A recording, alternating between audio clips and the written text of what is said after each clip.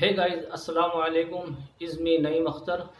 امید کرتا ہوں کہ آپ سب خیریت سے ہوں گے. بات کرنی تھی کہ میں نے فیس بک پر اور یوٹیوب پر ایک پوسٹ دیکھی تھی. پوسٹ تو آپ نے بھی وہ دیکھی ہوگی. پوسٹ کرنے والے نے پوسٹ کی اور اس میں لکھا کہ کون اپنے نبی کے لیے اپنی جان دینے کے لیے تیار ہے. بھائی الحمدللہ، بھائی ہم تو سب نبی کی خاطر جان لگ جائے اس سے بہتر کوئی بات ہے ہی نہیں. لیکن یہ پوسٹ کرنے والے نے پوسٹ کی ہے، نہ کہ نبی نے کہا. نبی نے کیا کہا کہ نماز میں میری آنکھوں کی ٹھنڈک ہے. نبی نے کیا کہا؟ نبی نے یہ کہا کہ نماز میں میری آنکھوں کی ٹھنڈک ہے. اپنی مسجدوں کا کیا حال ہے؟ اپنے محلے کی مسجدوں کا کیا حال ہے؟ جمعہ کیا کوئی مطلب یہ کہ الگ اس سے آیا ہے کہ جمعہ کہ خالی جمعے کی نماز پڑھنی ہے یا عید کی نماز پڑھنی ہے؟ وہ کرتا پاجامہ اور وہ شٹ بش خطرناک طریقے سے 5 وقت کی نماز کون پڑھے گا؟ مین مسئلہ تو یہ ہے نا بھئی، سب سے بہتر تو جان وہ ہے جو اللہ کے رسول صلی اللہ علیہ وسلم کے نام لگ جائے. اس کی تو ہم بھی دعا کرتے ہیں الحمدللہ. یہ بتائی نہیں جاتی بات ہے. مین جو ٹاپک ہے نا بات کرنے کا وہ یہ ہے. آپ نے بھی دیکھی ہوں گی خوب، اس پہ پھر لائک ہیں، ویوز. نبی کے لیے کون جان دینے کے لیے تیار ہے، اور ہم بیٹھے بیٹھے وہ رضائی موت تقیوں میں لکھ رہے ہیں ہم بھی تیار، ہم بھی تیار، ہم بھی تیار. لیکن حالانکہ یہ پوسٹ کرنے والے نے پوسٹ کی ہے. پوسٹ کرنے والے نے پوسٹ کیا. نبی کیا فرما رہے ہیں کہ نماز میری آنکھوں کی ٹھنڈک ہے. ایسے کئی موقع آئے کہ اللہ کے رسول صلی اللہ علیہ وسلم نے کتنی مرتبہ فرمایا کہ ابو بکر جنتی، عمر جنتی، عثمان جنتی، علی جنتی، طلحہ جنتی، زبیر جنتی.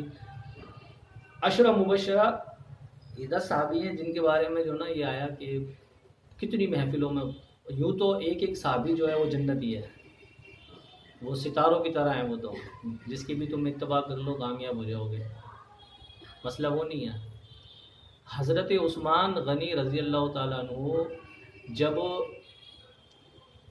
جنت اور دوزخ کا تذکرہ ہوتا ہے نا تو آپ اتنے نہیں روتے. حضرت عثمان غنی کون ہے؟ حضرت عثمان غنی سوچنے والی بات ہے. اللہ کے رسول صلی اللہ علیہ وسلم کے گھر 2 مرتبہ داماد بن کے گئے. آپ صحرا باندھ کے گئے، دولہا بن کے گئے. مطلب کہنے کا مطلب یہ ہے، صحرا تو نہیں، دولہا بن کے گئے 2 مرتبہ.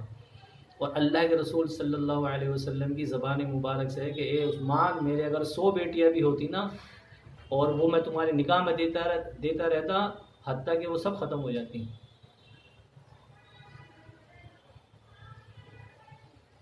حضرت عثمان غنی کے سامنے جب جنت اور دوزخ کا تذکرہ ہوتا تو وہ یہ کہتے ہیں کہ جیسے جنت اور دوزخ ہمارے سامنے ہیں، لیکن جیسے ہی آپ کا گزر قبرستان سے ہوتا تو آپ اتنا روتے. صحابہ کرام پوچھتے ہیں کہ آپ جنت اور دوزخ کے تذکرے پہ اتنا نہیں روتے جتنا آپ قبر کے تذکرے پہ روتے ہو، قبرستان سے گزرنے پر روتے ہو.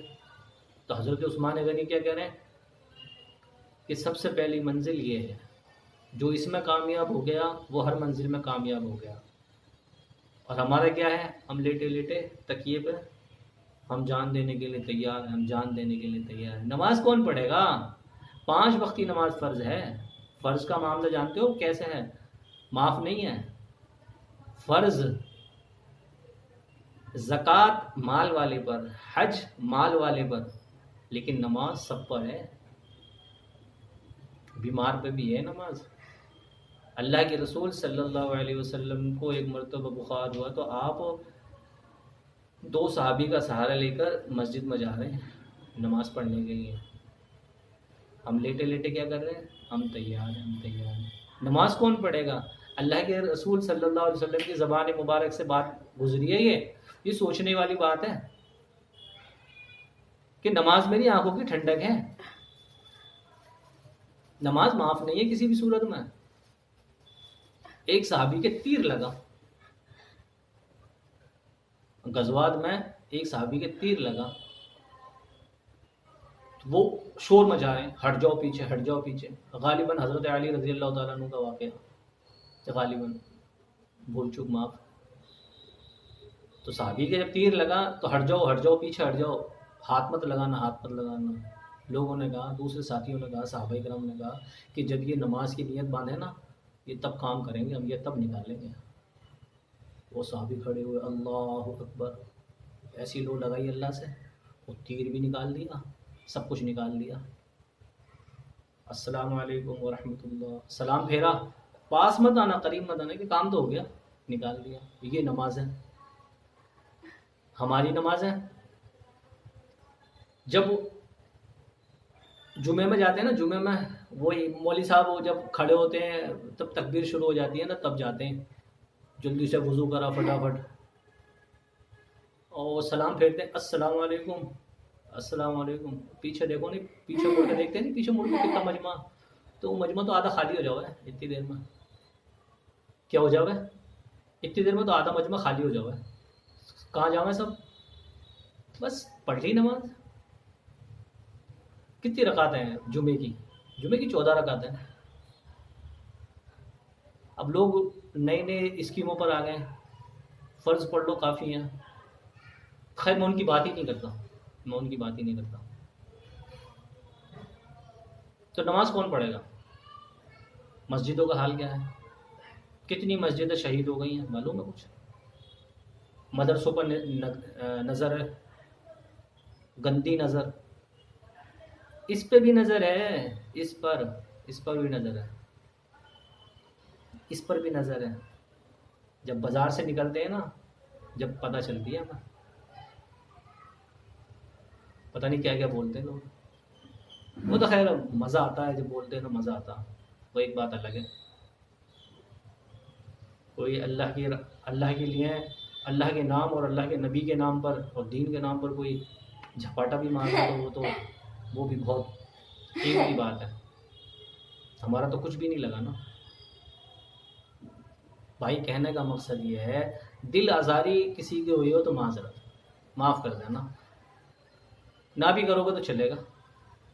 نماز کون پڑھے گا مجھے یہ بتا دو آپ. نماز فرض ہے میرے بھائی، فجر، ظہر، عصر، مغرب، عشاء، یہ کسی بھی صورت معاف نہیں ہے. اللہ کے رسول صلی اللہ علیہ وسلم نے اپنے زبان مبارک سے فرمایا کہ نماز میری آنکھوں کی ٹھنڈک ہے. اور صحابہ جب اللہ کے رسول صلی اللہ علیہ وسلم اللہ کے پاس میں گئے نا، جہاں حضرت جبریل علیہ السلام بھی نہیں جا رہے ہیں، وہاں اللہ کے سامنے جا کے بیٹھ گئے، نمازوں کا تحفہ لے کر آئے. وہ تو 50 وقت کی نماز تھی، تمہیں بھی پتا. جب ایسی باتیں چلیں نہیں تو سب کو پتہ رہے یہ باتیں تو 50 کی ملی تھی، نماز بھی فرض ہے، سب پتہ ہے، سب پتہ ہوتی ہے، سب کو سب پتہ ہوتی ہے. صحابہ کرام نے خوشیاں منائی تھیں، اللہ سے لینے کا ذریعہ مل گیا. کیا مل گیا؟ اللہ سے لینے کا ذریعہ مل گیا. فرصت ہی نہیں ہے نا دعا مانگنے کی. تو یہاں تک تو بات آتی نہیں ہے، جب چندے کا غلہ ادھر سے ادھر جاتا نا تو آدھی سے زیادہ مسجد ہے نا، کچھ لوگ بچتے ہیں دعا کے لیے. اب تو دعا بھی مختصر ہو گئی ہے. امام صاحب 5-7 دعا پڑھا ہوئے ہیں بس، اجمعین برحمتی کا یا ارحم الراحمین. اب تو موقع ہی نہیں ہے دعا مانگنے کا. کچھ تو کہ میں فرض نماز کے بعد میں دعا ثابت ہی نہیں ہے، میں ان کی بات ہی نہیں کرتا. فرض نماز کے بعد میں مانگنی نہیں ہے، ویسے وقت ہے نہیں، تو کب مانگو گے دعا؟ کب مانگو گے؟ چلتے پھرتے مانگو گے. کہنے کا مقصد میرے بھائی یہ ہے کہ 5 وقت کی نماز فرض ہے، اور اسی میں کامیابی ہے. نماز میں ہی کامیابی ہے. نماز ہے، روزہ ہے، حج ہے، زکوٰۃ ہے، ایمان ہے، پڑوسیوں کا خیال ہے. آج کے ٹائم میں تو اللہ معاف کرے یہ حال ہو رہا کہ پڑوسیوں کو تو یوں سمجھو کہ تم یہ ہمارا نمبر 1 دشمن ہو رہا. پڑوسی موقع نہ ملتا گلا گھوٹنے کو تیار رہا پڑوسی کا. کتنا حق ہے پڑوسی کا. اللہ کے رسول صلی اللہ علیہ وسلم نے پڑوسی کے بارے میں اتنا صحابہ کو کہا، پڑوسی پڑوسی پڑوسی پڑوسی پڑوسی پڑوسی. صحابہ کرام کو یہ چیز ہونے لگی کہ ایسا نہ ہو کہ وہی نازل ہو جاؤ ہے کہ پڑوسی کو اپنے مال میں سے ہمیں حصے دار نہ بن جاؤ پڑوسی ہمارا. اتنا سمجھایا اللہ پاک، اللہ کے رسول صلی اللہ علیہ وسلم نے پڑوسی کے بارے میں.